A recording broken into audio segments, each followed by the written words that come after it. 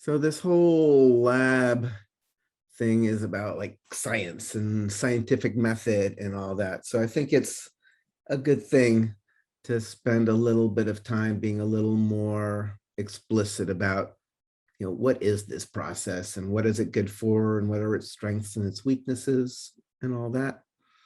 Um, there's This video may cause temporary hallucinogenic effects, but please do not be afraid. These hold effects on. usually last a few seconds. Hold on a sec. Read aloud every letter shown in the screen center. Hold on a second. I see what's going on.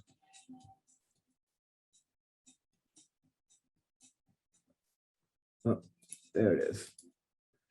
All right, so I am actually going to show you some really cool visual illusions after this. I've realized one of the things I normally do when we're done with the senses is just giving you a little more information about how much is going on, like particularly like in your visual system that you're probably not aware of. And we could do similar things with auditory as well, but the visual stuff's a little easier to show in a really obvious way. But first, I'm going to talk about scientific method. Okay. Screen.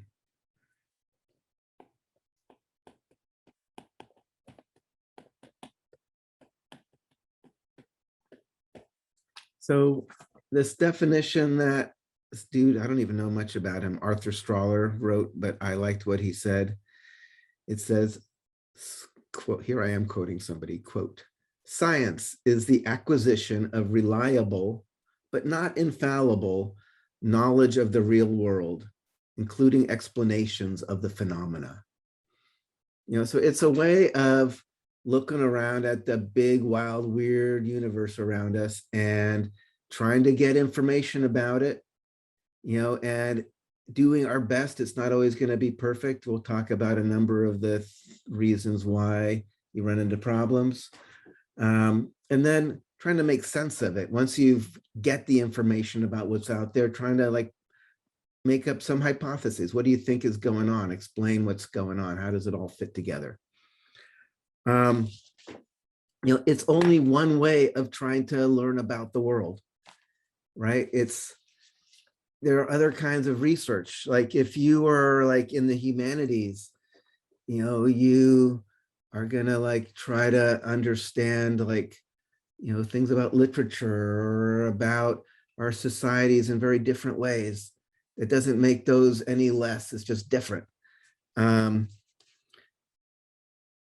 Math and logic is also really different. That's kind of more about like putting things together in these kind of mathematical relationships, but it's not necessarily grounded in, the just physical world. Like, the scientific method is more about like, let's poke at things and see what happens. And these other things that can be useful in the process, but at the core, it's about like kind of getting information and trying to figure out what it means by actually like, prodding at the world around. So I can also say, so there's like kind of, research, which we're going to talk about scientific research. Like I said, there can be research in the humanities, but there you're like looking like, how does the literature, affected by the zeitgeist of the times or something? That'd be a very different kind of research. We're doing research more about, looking at people's blood pressure and stuff. But so this is also, we say verses. I shouldn't say verses. I'll say verses. The idea of belief fields. In research, there's actually like something you're looking at and trying to get information about. Belief fields is just something that you believe in or not. This would be things like, ethics and morality, other certain aspects of religion. There is no critical experiment you're going to do to figure out whether or not, eating meat is right or wrong. or whether abortion is right or wrong. It's just something you have to, you can believe, but it's something. So I do want to kind of put it out there that there's something very different about those kind of questions compared to the questions that we can solve, like with the scientific method. That being said, people often put these in opposition to each other, and they're not. They often inform each other. You know, if you are trying to make a decision about your feeling about abortion, it probably is useful to understand the basics of conception and fetal development and how that all works and what that all means. If you are trying to decide, you know, just because we can like edit people's DNA and create such and such, should we actually do it?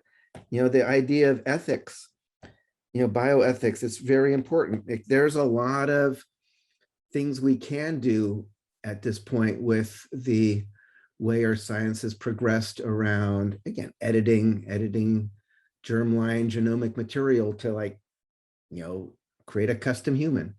You know, is that something we should do or not?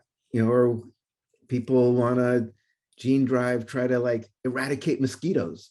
Some people are like stoked. Oh yes, I'm so excited to not have mosquitoes. Or other people kind of lose sight of like, wow, it's so cool we can do this. And then they don't think about like, should we do this? So this idea of belief fields and scientific research as being two things that can like help each other or inform each other or be in conversation, I think is a useful thing to think about. Yeah, you know, because obviously there's lots of things that are important that don't fall under the scientific method just because, yeah, so science is really useful for a lot of interesting questions. And then there's other ones it's not that useful at. So it's a tool, it's a useful tool, but it's limited.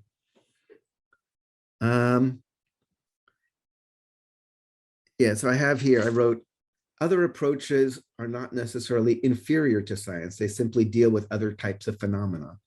So just kind of putting it in context of one way. It's one way to know the world. So if something is going to be a good candidate for scientific inquiry, there has to be a way to actually observe and measure stuff. So this is, so must be measurable or observable. So we talk about empirical data. If I can spell it.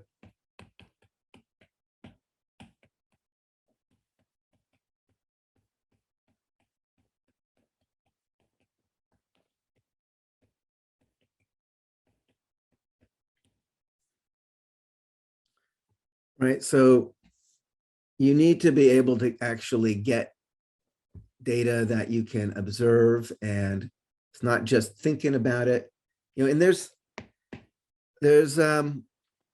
things that are really interesting but are more like value judgments. They're not things you can actually observe or measure, like, you know, beauty or cuteness or something, right? We could not use the scientific method to definitively find out whether or not, you know, kittens or puppies are the cutest baby animal.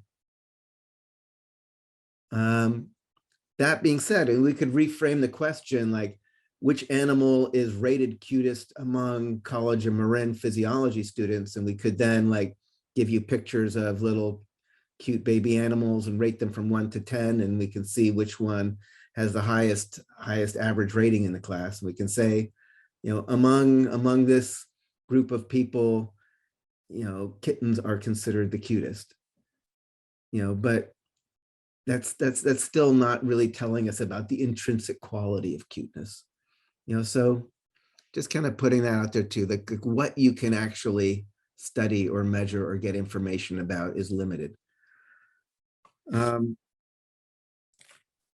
other things I'll talk about. This is becoming more and more of a thing.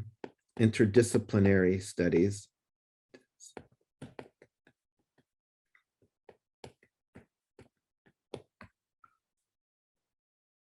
So it was last week, I was at the Berkeley neuroscience retreat, and there were people from so many different fields.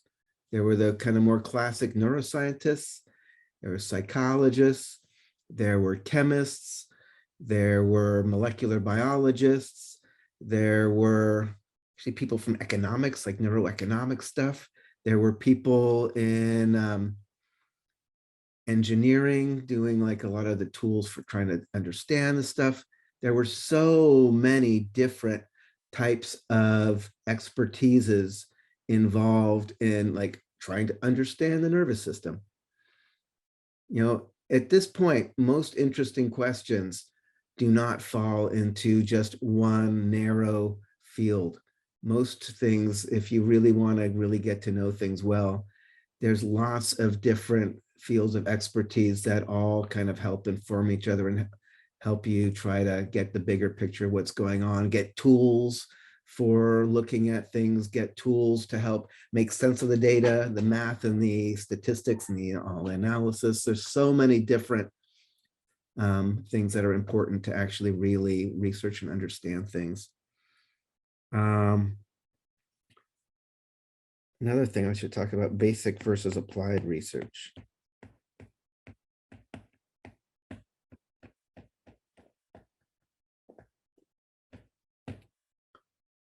Do people know these terms?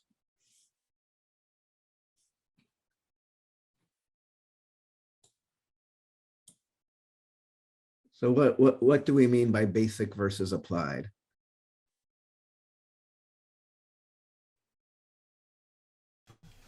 Basic, as far as I understand it, is just trying to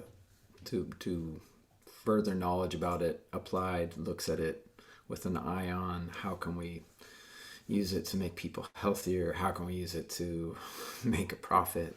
For some kind of actual, with some intended use in mind.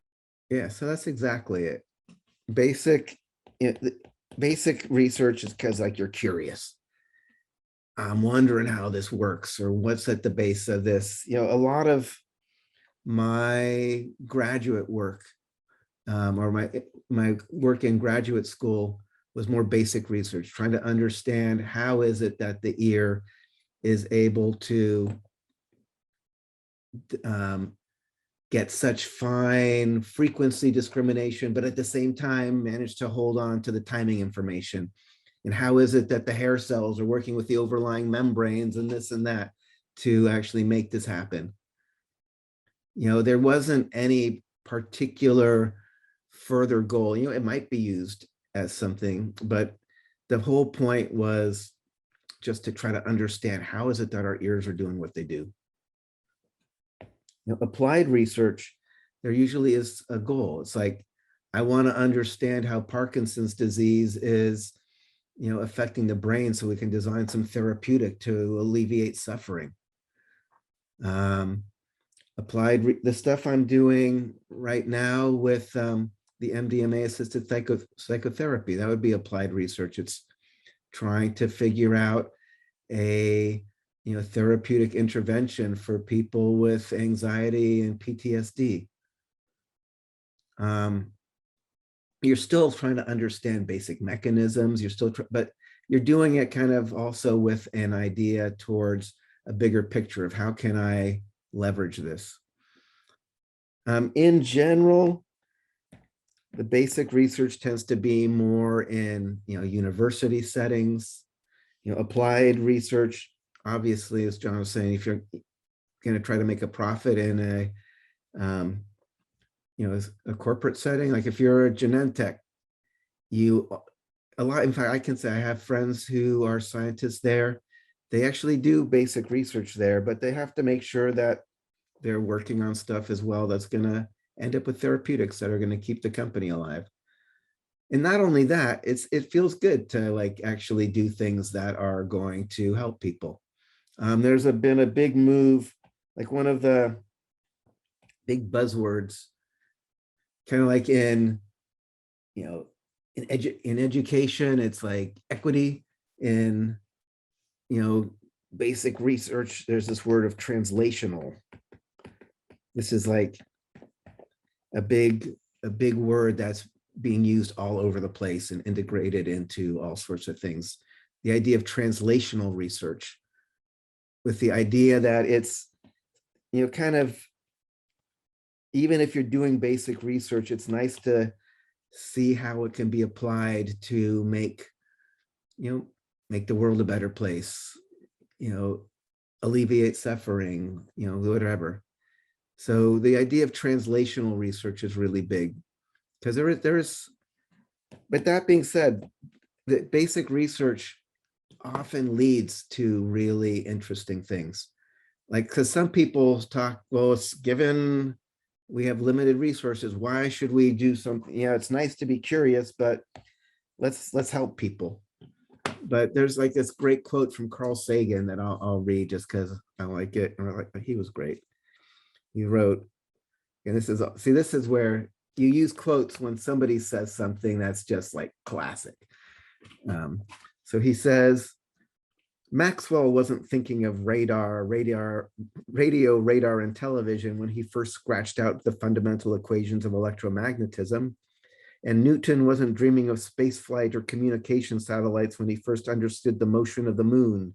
And Röntgen wasn't contemplating medical diagnosis when he investigated a penetrating radiation so mysterious he called it X-rays.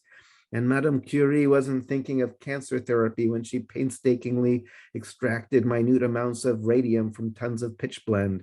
And Fleming wasn't planning on saving the lives of millions with antibiotics when he first noticed a circle free of bacteria around a growth of mold.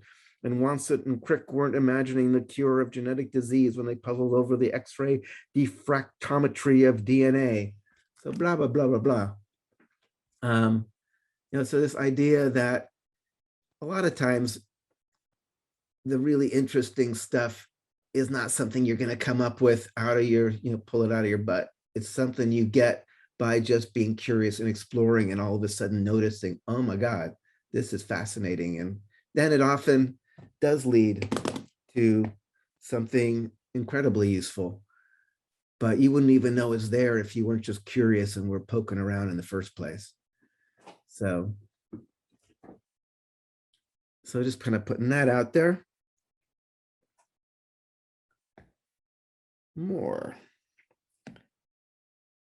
So this one is important. This gets like a little, I have to say, this lecture used to be easier before Trump and all of the kind of, what do you call it?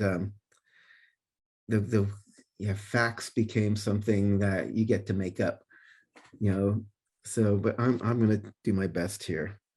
So no absolute scientific truths.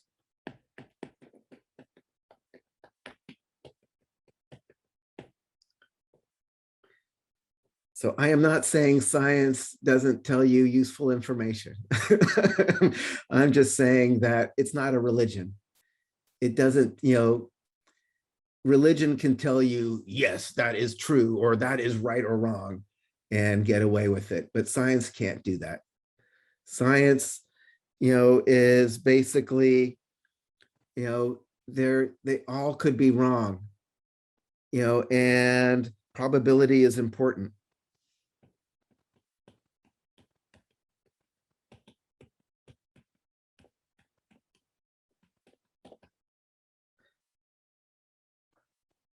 Right?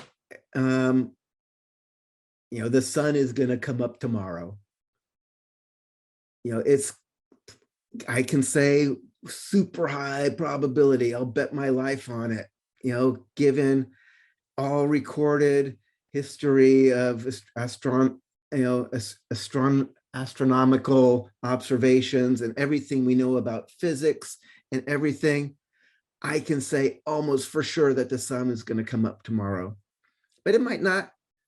It might explode before sometime in the next 24 hours, or there could be some weird, some weird aliens come and just transport it into another universe through a black hole. I don't know. Or, I can say the more you learn about physics, the weirder it is. Like, so I won't say for sure, but I say almost for sure.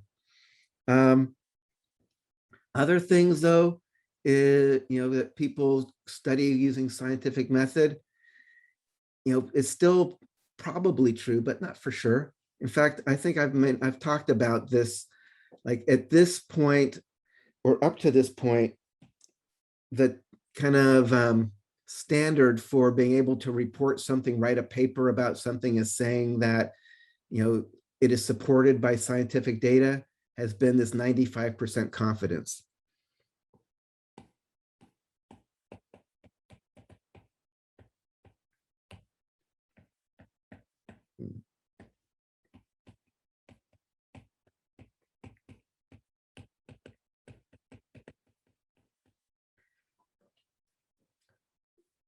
So you do your experiment, you get your data. The data is always ambiguous to some degree. And you do your statistical analysis. And if you can come up and say, like, okay, there's no absolute scientific truths, but I have greater than 95% confidence that it is true, then you can report it. But that also means there's a 1 out of 20 chance that you're wrong and that what you're saying isn't true. Sometimes you can do the math and it's 99% confidence, which means still there's a 1% chance that it's not true, which is real. So it's important to be aware of that. Like when you see on most of the data that you see in a scientific paper, they'll have a little star like statistically significant. It doesn't mean it's true. It means that there's a 95% confidence that it's true, which means there's a chance it might not be. But the higher your confidence, the better chance, the more you know that it's likely true. That being said, there's been a lot of soul searching in the scientific community because people do studies and then move on, even though officially you're supposed, we'll talk, in fact, I'll talk about it a little more, like repeatability. You should be able to do the same experiment and get the same results. But the reality is people don't have a lot of time for that. And if you want to like establish your career, you're not going to like get tenure because you did somebody else's experiment and double checked that it works. It's because you're doing something new and cool that people are going to think is great and give you grants for. So there hasn't been a great motivation to kind of double check that, so there was a study not that long ago where they went back and recreated a lot of seminal studies, and disturbingly, they didn't reproduce all of them, at least not in a really obvious way. So, I mean, a lot of stuff is done very responsibly, but even if you do things responsibly, there's still a chance things aren't actually. So like when you're trying, I think sometimes people think about science as a religion. Like, I can't say how many times I have told people, don't use the word prove. Scientific never, it's never a proof. It never tells you for sure. A proof, when I think of a proof, I think of mathematics or something. I like to use the word something is supported, by scientific research or scientific data. And it means that as we look deeper, get larger data sets or more accurate tools or ways of looking at things, maybe our story will change. In fact, it does change. That's one of the things that makes being a scientist interesting, is that we keep learning new things, and even the stuff we think we know we get more subtle understandings of. Like, I don't think anybody's going to go back and say like, oh my God, the heart actually isn't important for pumping blood in the body, right? But some of the more like subtle, deep, when we get to the muscles, people are still trying to figure out why muscles get tired and fatigue. Like the idea of why muscles fatigue if you keep contracting them has changed in the 20 years that I've been teaching, pretty dramatically. But the bigger picture of like actin and myosin pulling on each other, that seems pretty darn solid. People keep coming back to that and keep fighting the same answer. So no absolute scientific truth. Your statements must be testable.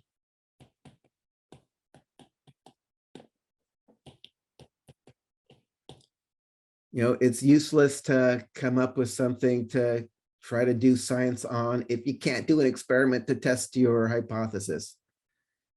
So I want to know whether or not everybody's got little guardian angel like sitting over their shoulder, making sure like things are okay, particularly when the going gets rough. It's like, maybe it's true, maybe it's not. We don't have any way to test it. We don't have any kind of instrumentation that can detect guardian angel energy. Or, it's like, you can't, you need to be able to test your hypothesis, or else it doesn't matter. It might be an interesting question, but this is not the way you're going to get to know more about it. Tests must be reproducible.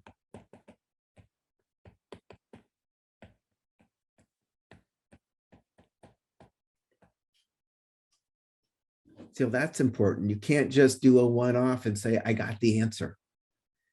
You need to be able to keep doing it and get the same answer before you actually trust it. And like I said, that's actually been a little bit of a concern in just the practical nature of how science is done, that people need to keep moving on and often don't go back. And when they do go back, sometimes it's not as clear. If I can actually say, like right now in the lab I'm working in, we're having this issue where someone is trying to reproduce somebody else's work before they extend it. Somebody found some interesting results.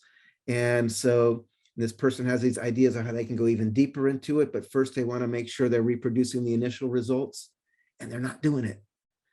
They are not finding what this other person published. So it happens. That's why I'm saying I want to be careful. I want to give you a healthy skepticism, but I also want to give you respect for the scientific process. I don't want you to walk out of here and say, he says like maybe like global warming isn't real.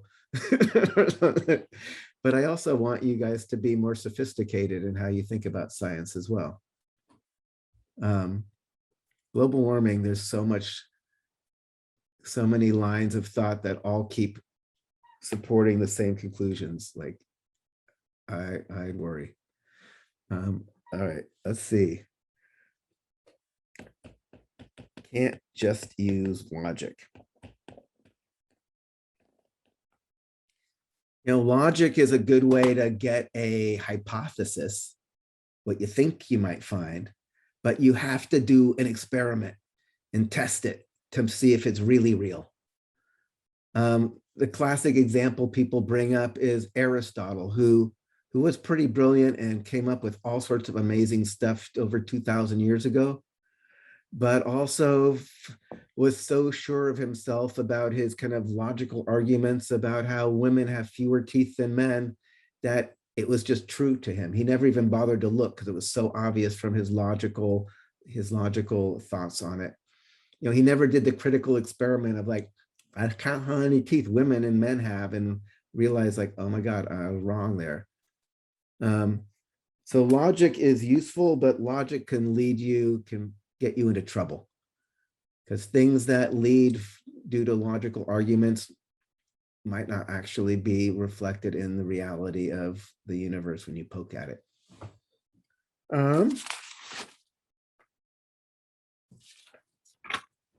Yeah, I have this. What appears to be correct in the mind and what exists in nature are often not the same things. like I won't go into it so much now, but yeah, there are so many. There's so many examples of things that just seem like they should be so obviously true, but aren't. That's part of the reason I want to show you some of these visual illusions, like when we wrap things up, just so you get a sense of how things can get weird. I should also, yeah, I have here, I'll just read this. Scientific method relies on skepticism. So this is something that, I think sometimes if you're not a scientist, it can like feel kind of like why are you challenging me? But like when we're in like our scientific communities, whenever anybody says something, somebody else says like, how do you know? Or why? Or what, couldn't it be this? Or there's this like real like challenging of each other and being skeptical, and not just saying, trying to make the person feel good by saying, oh, that's great. It's like, it's like, okay, let's look deeper here and we want to make sure we're not like getting missing something. And you have that's I was talking about these peer reviews. You write a scientific paper about your results, it doesn't get published. It goes to a bunch of other scientists that go through it with a fine-tooth comb and look for flaws. And did they do their experiments well? Did they miss some important control experiments? Did they miss some important way of trying to analyze and think about what these results really mean? So that's part of trying to get at like true is having like skepticism and lots of people working together in a community, because scientists are humans. There's a lot of bias, right? I know what I want to find. I know what I'm pretty sure I'm going to find. And even if I do my best to do a good experiment, there's a good chance that some of my biases got in there and I didn't even know it, in how I just designed the experiment without even meaning to. That kind of made it more likely that my outcome would happen. So that's why you always want to have other people looking at your stuff, so you aren't going to get trapped by your own kind of limitations and distortions.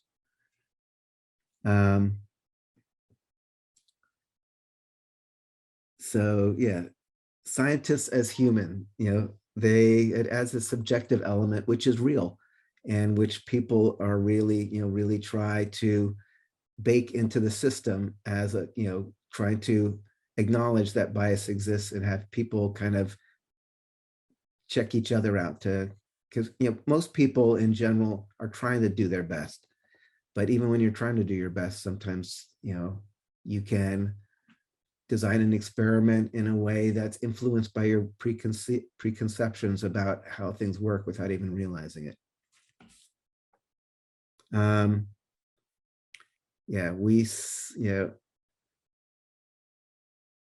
Yeah, we often see what we expect to be there, and what we expect is influenced by past experience.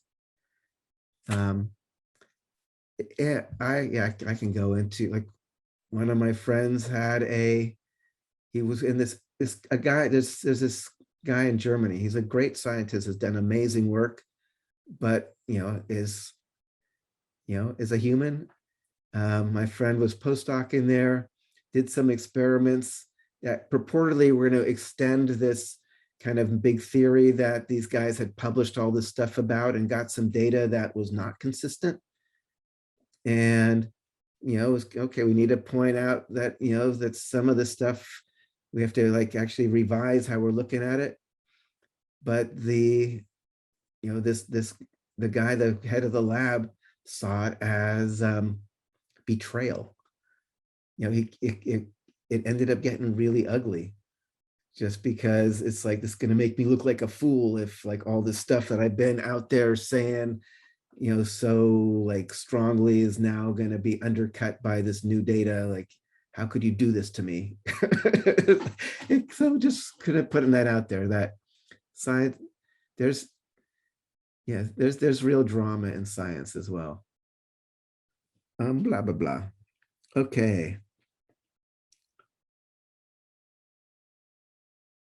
All right. So the next parts I'm going to talk about is just kind of designing experiments a little bit, stuff that we've been doing, but I just want to talk about in a little more detail. Like hypotheses. We've been making hypotheses. I think it's good just to formally talk about what are some of the ways people come up with hypotheses.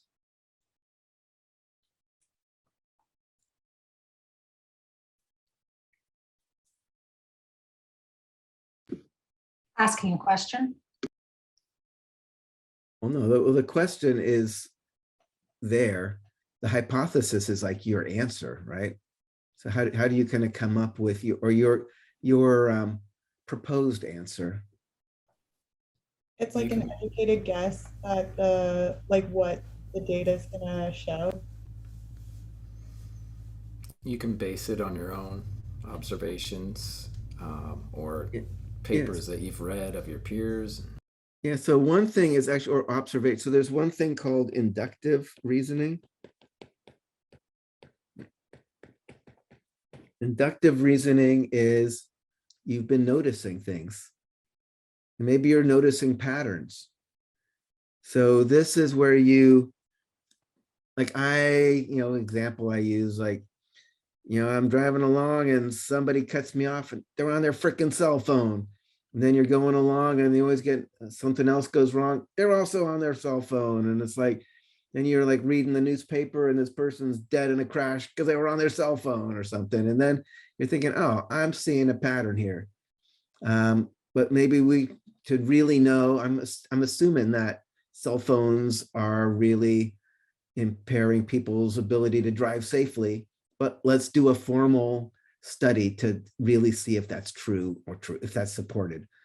So this is, generalized specific observations.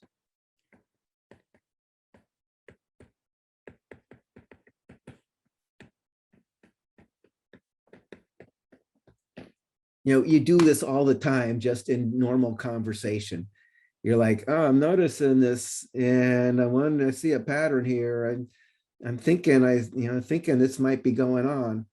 But, in science, you take it one step further. You design some critical experiment and do some rigorous experiment to see if this relationship actually holds up when you look really closely. So inductive reasoning, you're making observations, noticing things, but you're going to say, I think that this is a rule in general, and we're going to test to see if that is supported or not. The other thing is inductive reasoning. What's the kind of sister to induction? Deductive. Deduction.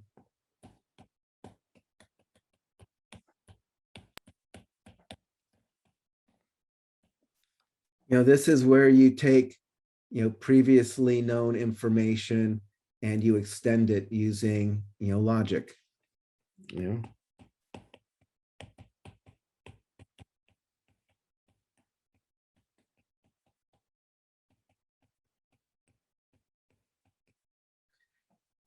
I know that coffee with caffeine is a central nervous system stimulant and people stay awake longer. And the more they're awake, the more they're going to be able to focus when they're studying on their exams. And the more they focus and study on their exams, the better they're going to do on their score. So I think that the people who drink more coffee are going to have higher exam scores. So that would be like deductive logic, deductive reasoning.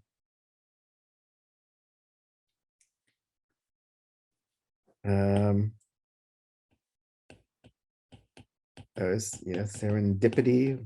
What is that one?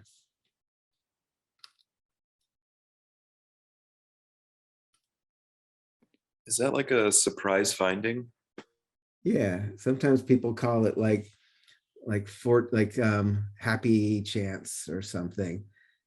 Example, this is like really common actually, though. It's like the classic example was Alexander Fleming, the dude who first figured out penicillin. He had some Petri dishes that he was growing, and they were contaminated, and he was picking them up and was going to throw them away. But before he did, he was like, oh, this contaminating blue-green mold in here has like these little no grow zones around and little halos with no bacteria that can grow near this blue-green mold. It's like, what the heck's going on here? And then, I have a hypothesis that there's something that this mold is secreting that is antibacterial, which, that's how they figured out penicillin. The same freaking lab did a similar thing with lysozyme, which we're going to talk about when we do body defenses, like your tears and your snot and your saliva all have this protein called lysozyme, which is antimicrobial, like breaks down the cell walls of bacteria. The way they first figured out to look for that, some dude in his lab was looking under the microscope and had his nose drip on the slide and was like, ooh, look, oh my God, there's something in my snot that is lysing the bacteria. So, and then it's like trying to track it down. So that's like serendipity. It's like keeping your eyes open. Just because something went wrong, it's like, is there anything, did it go wrong in any kind of cool or interesting way here? Don't just, if these guys just threw out their messed up slides or Petri dishes, we'd be way poorer for that. So, it's sometimes you see things just because like they happen, and it's a good reminder to, kind of stay curious and observant, because you never know what you're going to find out there. Another one I'll put in, intuition. I'm putting this in here because I think people get into science as this like very methodical process. And particularly when people get very deep into a particular field, they start just getting a feel for things. Classic examples of intuition are the guy who figured out the benzene ring. You probably have heard. They knew it was like 6 carbons, but they didn't know how they were hooked up together to make a benzene. And he had just a dream of Ouroboros, like in his dream, there was a snake, and all of a sudden the snake started eating its own tail. And he like supposedly kind of got up out of bed. It's like, that's it. It's a ring.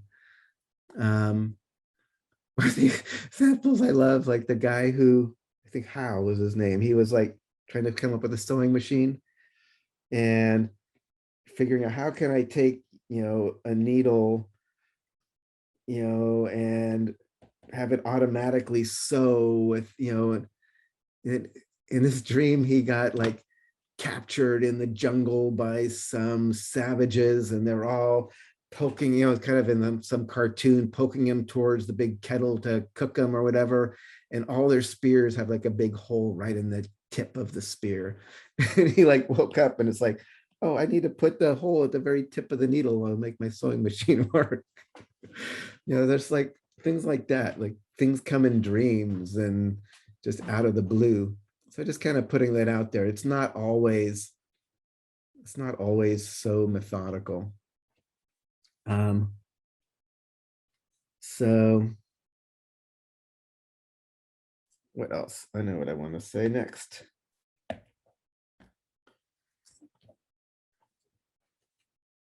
So when you are designing an experiment, we've talked about the dependent variables and independent variables.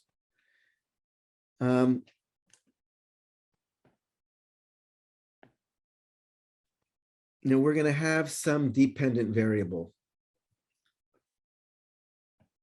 Let's say our dependent variable, let's say we're doing the thing with coffee and test scores. And our dependent variable is going to be, here, a dependent variable is going to be our test scores.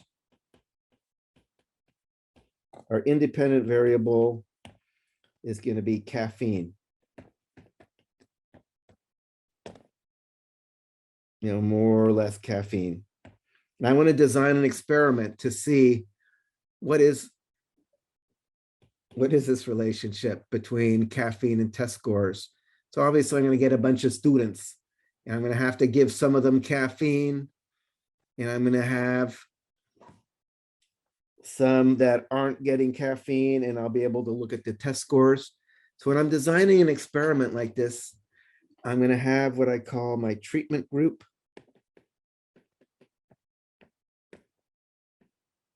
and my control group.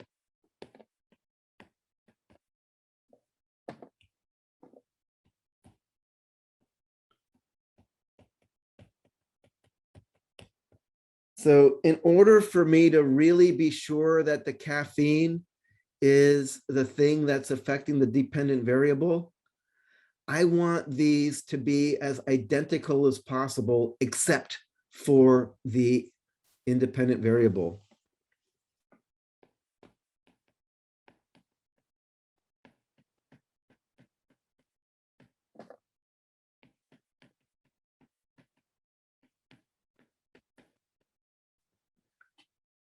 Right, this is why we do those sources of variability when we're coming up with an experiment. You know, what are sources of variability that could affect test scores?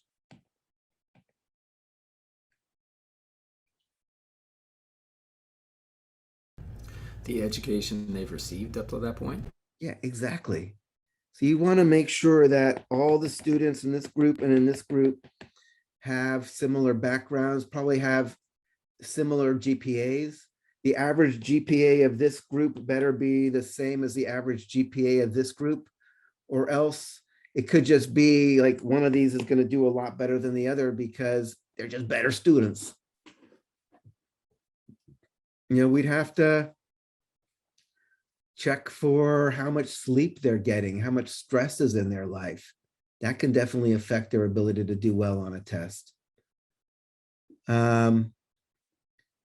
So this idea of a control group, you're trying to match these two groups as closely as possible in any variable that you think might have some bearing on the dependent variable. So then if there is a difference between the two groups, then we can attribute it to the independent variable, and nobody can say, but what about if this group was just smarter than those guys? It's like they have equal GPA, so they, at least on paper, they're the same. Well, like, what about if they blah, blah, blah. It's like, hopefully you can go back and say, I have done really thought about this and made sure anything that I think might affect their test scores has been balanced out. Then there's the idea of placebo effect, right? Placebo effects are very real. Like, this idea of placebo effect as kind of a fake thing is not really a good way to think about it. Just thinking that something is going to affect you often has physiological effects in how your body responds to things. You know, so it's a psychosomatic thing, but it can be a real physiological thing. So you want to know, make sure that people aren't doing better just because they think they're going to be doing better. I just got something that's making me do better, and it might actually just make me pay a little more attention or just feel a little more on it just because I know I'm supposed to be feeling a little more on it. They've shown people who drink non-alcoholic beers start getting sloppy and slur and stumble about just because they kind of, know what it feels like to get a little buzzed, and they're just assuming they're feeling it. So to control for this placebo effect, you want to make sure that nobody knows who's in the treatment group or who is in the control group. So that's what we call a blind study.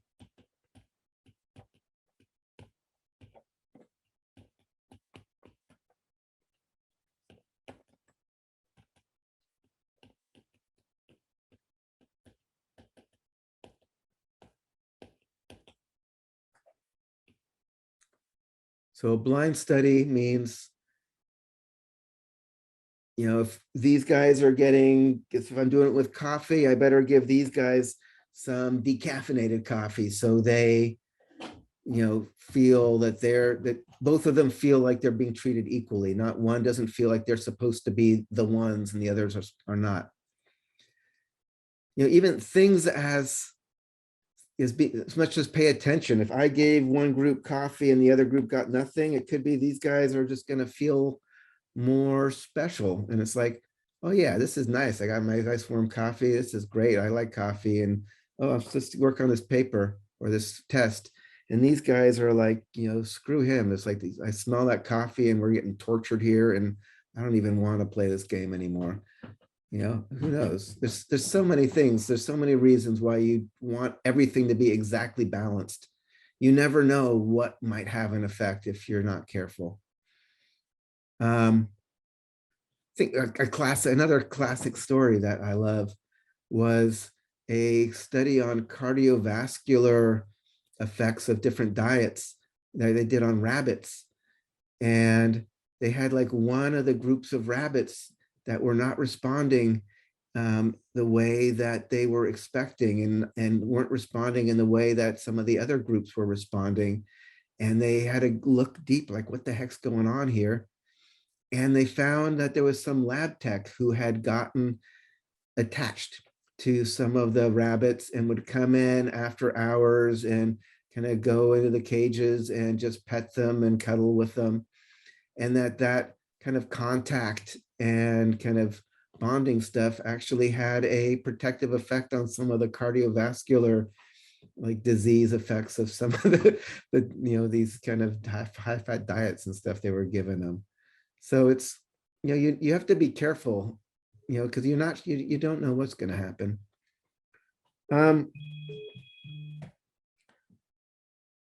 Other thing, we talked about bias. As a researcher, I'm pretty sure the coffee people are going to do better than the no caffeine people. And I'm grading the exams and, it's like, they're both, this is a partially correct. Let's give them partial credit.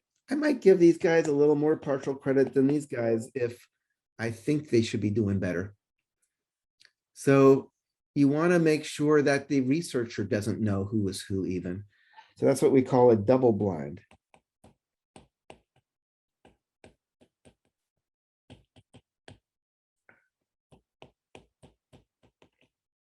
Researcher also blind. Basically, somebody else sets up. In fact, when we do these labs in person in class, if somebody is doing something, looking on the effects of Red Bull or something, I will go in the back and I'll take, make fake Red Bull. We'll use real Red Bulls and Diet Purple and then have like some kind of skanky tasting soda also dyed purple and bring out, here's glasses. These ones are labeled A, these are labeled B. And the researchers don't know who's getting the Red Bull or who's getting the placebo, until after all the data is collected. So that way they can't use that information in their initial assessment of getting the data. So that's a double blind. Double blind, the researcher is also unclear on who's placebo, who's the actual treatment, who's control, who's treatment, until after all the data is collected and you start analyzing. And we call that unblinding the study.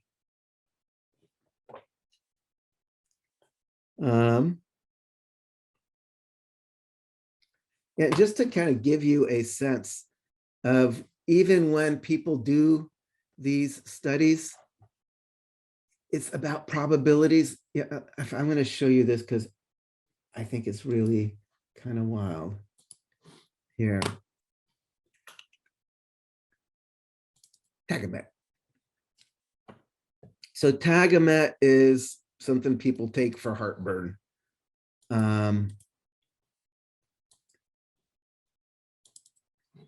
This is like clinical trial data for Tagamet or cimetidine. I want to zoom a little. I think it's useful to look here. People got the drug and other people got placebo, and this says percent of heartburn episodes relieved. It's like not everybody who got the drug got relief. You know, here 3/4, here only like 2/3 of the people got relief. Of the placebo group, half the people who got placebo said, I got relief. So when we say that this drug is scientifically shown to relieve heartburn, you know, it's better than not taking the chances of getting relief are better than if you just took a sugar pill, but not by a whole lot. You know, it's like half the people who just took the sugar pill got better, and 1/3 of the people who took the drug didn't. You know, just kind of putting that out there when you think about what does it mean to be supported by scientific evidence. You know, it doesn't mean like yes or no, like you take it, you're better, you don't take it, you're not better. And in fact, a lot of times the effect size for different kinds of drugs, especially like for antidepressants and stuff, is pretty small. It's like, okay, it's a little better than if you took a sugar pill, but it's not that much better. So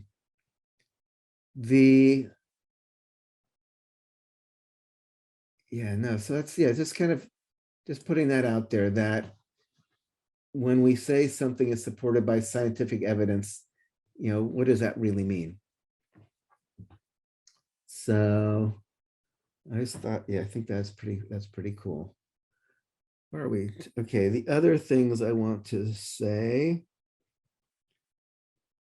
I'll just mention, I think I mentioned this before, but I will mention again in terms of the type 1 and type 2 errors.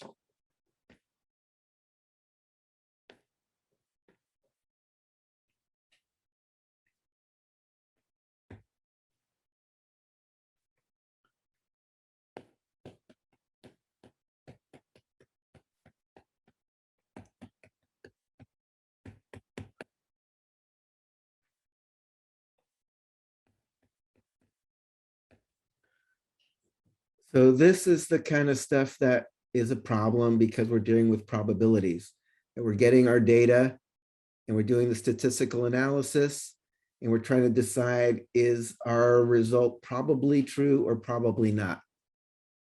And type 1 errors, it's possible to reject a true hypothesis, reject a correct hypothesis.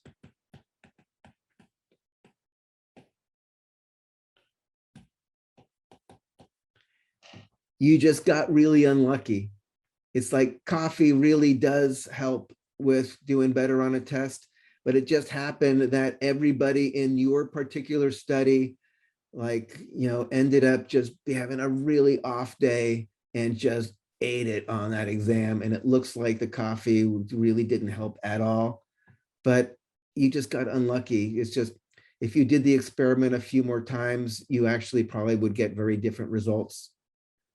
So it's possible, just due to that randomness, that you have a correct hypothesis, but you can't responsibly say that it's correct given your data. Type 2 error is the opposite, accept an incorrect hypothesis.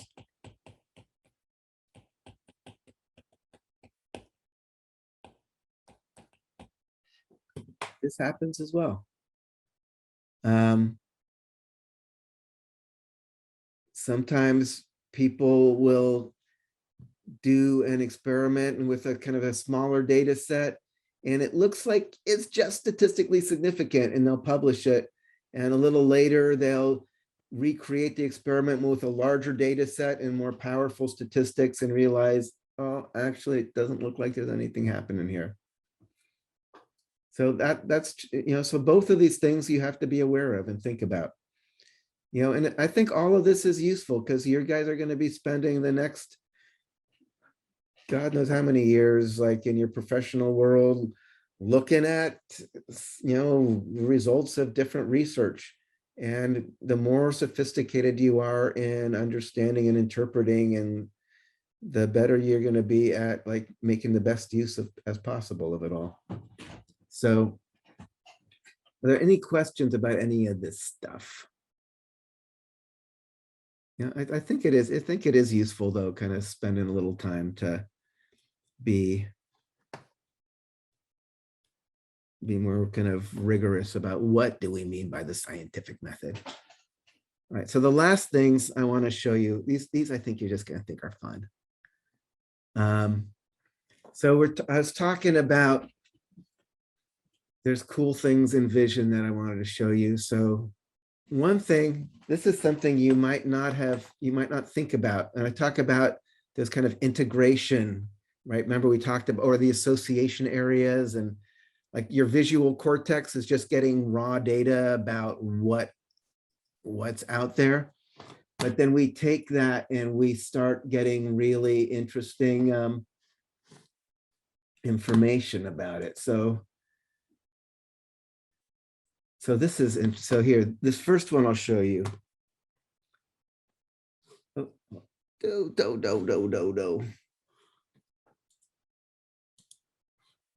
Hold on, here it is. Okay. I need to stop this first. Here we go. All right, so share screen. And you can find this on your own. You're probably going to end up showing this to all your friends. So this, when you first look at this, this looks like kind of a constellation or a bunch of stars or something on a black field. There's not much information here. There's like 1, 2, 3, 4, 5, 6, 7, 8, 12, 13, 14, like 15 dots. But one of the things our brain has really evolved is to detect biological motion. Like, is that just something like rolling or buffeted by the wind? Is that just more random, just going by physics? Or is that a freaking animal that I need to watch out for? So I'm gonna like turn this on.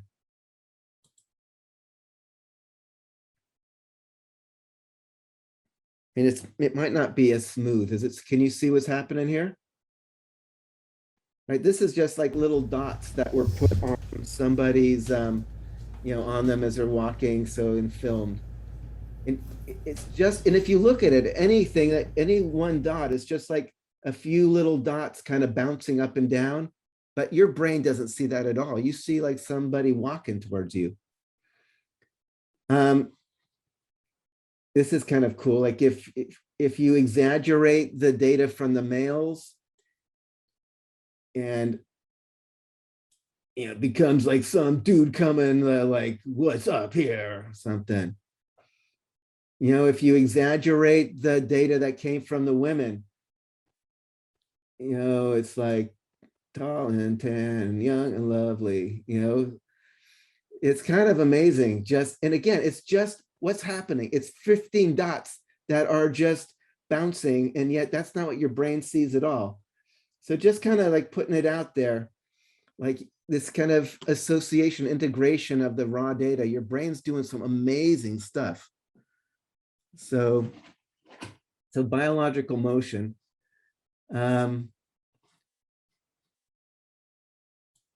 This one is also really cool. I mean, it might not, I might just have to give you the, like this, is this jerking for you or is it smooth? It's smooth. Oh, okay. So look at the little dot in the very middle, but notice the 3 yellow dots. Let me zoom it in a little bit. Ow! Come back.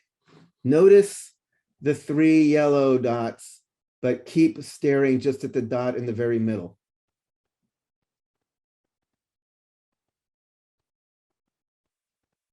Are you seeing anything weird happen?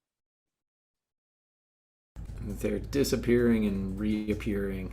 Yeah, but so the reality is they're not. The reality is they're just staying there and they never change. If you just fixate on any one yellow dot, the other dots are going to disappear, but that one you're staring at stays there. If you look at another one that's been disappearing, the other ones will start disappearing. Do y'all see that? That is really weird.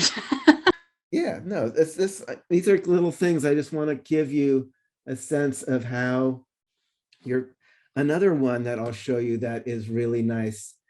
Like, so this is a classic, a lot of you might have seen this, but the idea of pigment, your brain doesn't actually care the actual color of the thing on your retina. It cares what is probably the color of the thing that's creating that light. Right? In light, if you look around the room, your bedroom or whatever you're in, some walls are going to be brighter or darker depending on the light. Or if there's a shadow, you don't think of the shadow actually changing the color of the wall. It's just some parts are brighter, some are not as bright. So like this A and the B here, because of how we view this, the A looks like it's more in the light and the B looks like it's in the shadow of this thing. Your brain just extrapolates what is probably the color of the actual pigment of whatever this thing is. Like I can say, for me, it's impossible for me to see A and B as anything different than darker and lighter, but they're not. They're actually, A and B are the exact same color. Like if you take a piece of gray paper and bridge it, they'll be the same color. But when you look down, I can say it's impossible. I can't force my brain to actually see them as different when I'm looking at them in the complete just checkerboard with a cylinder. But this idea that your brain isn't actually giving you the color of the light, it's extrapolating what is probably the color of the pigment of the object that's creating the light that's landing on your eye, which is going to be modulated by shadows and stuff like that, right? You'd be pretty weird kind of world if you thought things were all getting brighter and dimmer and brighter and dimmer, intrinsically, rather than, oh, just the light is changing on them. So it's another example like this. It's pretty weird, I think. The last one I'll show you that I love. Oh no, actually, how much time? Yeah, I'll give you this one as a thing. You should watch this one on your own. This one is change blindness, which I love. But here, this one, hopefully, if it's smooth enough. So stare right in the middle of this thing. It's just going to be like 30 seconds. Stare right in the middle of the screen.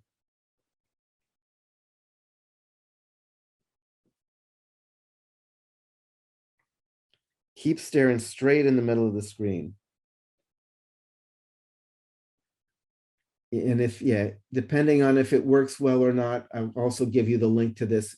If you're on your computer and is it smooth enough? Okay, look at the back of your hand right now.